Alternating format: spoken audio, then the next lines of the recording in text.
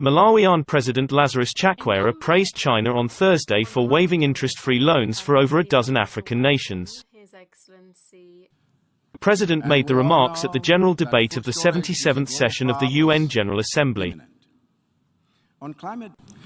Recently, the managing director of the International Monetary Fund called on the world's major lenders to show leadership by relieving vulnerable countries of the debts that are shackling them, because even loans that were given and received in good faith have become unsustainable in the recent and current climate relentless for unforeseen external shocks.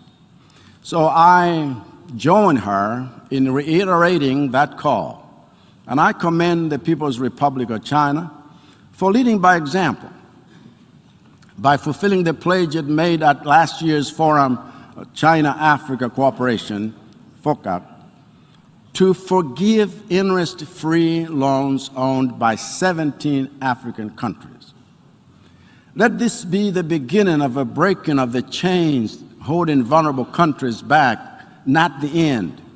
Because when we say that we are leaving no one behind, this is one way to put our money where our mouth is.